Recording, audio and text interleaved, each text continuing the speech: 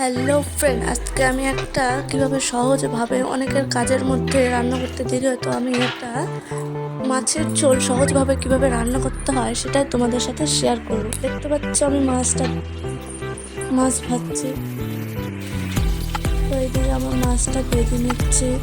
দেখতে পাচ্ছ তোমরা, এখানে আছে আলু, বেগুন, লঙ্কা বাটা, জিরে, ধনে, রাঁধুনি দিয়ে বাটা।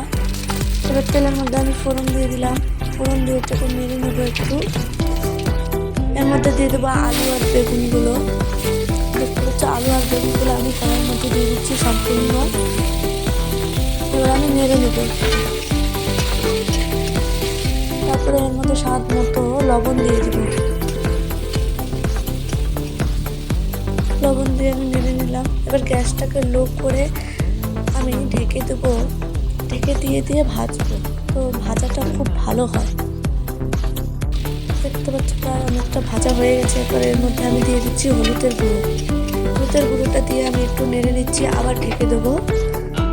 দেখো আমার আলু আর বেগুনগুলো ভাজা হয়ে গেছে। এবার আমি ভাজা বেগুনগুলো তুলে নেব।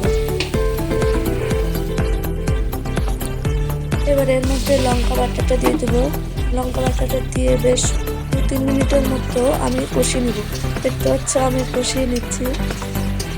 এভাবে রান্না করলে খুব তাড়াতাড়ি রান্না হয়ে যায়, তো তোমরা পারলে ট্রাই করবে।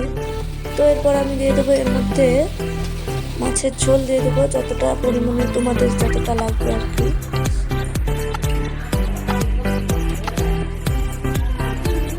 এবার আমি দেখতে পাচ্ছ ঝোলটা ফুটে এসেছে। এর মধ্যে আমি দিয়ে দেবো এবার বেগুন ভাজাগুলো দিয়ে একটু নেড়ে ছেড়ে দেবো। ঝোলটা আমার প্রায় ফুটে এসেছে। এবার এর মধ্যে আমি মাছগুলো দিয়ে দিয়েছি। এগুলো হচ্ছে রুই মাছ। আমার ঝোল হয়ে গেছে প্রায়। এবার আমি জিরে বাটাটা দিয়ে দিলাম। জিরে বাটাটা দিয়ে 1-2 মিনিটের মতো আমি নেড়ে নেব। তো এবার আমি দিয়ে দেবো স্বাদ মতো চিনি। চিনি না দিলে মাছের ঝোল ভালো লাগে না। তো দেখো আমার ঝোল রেডি।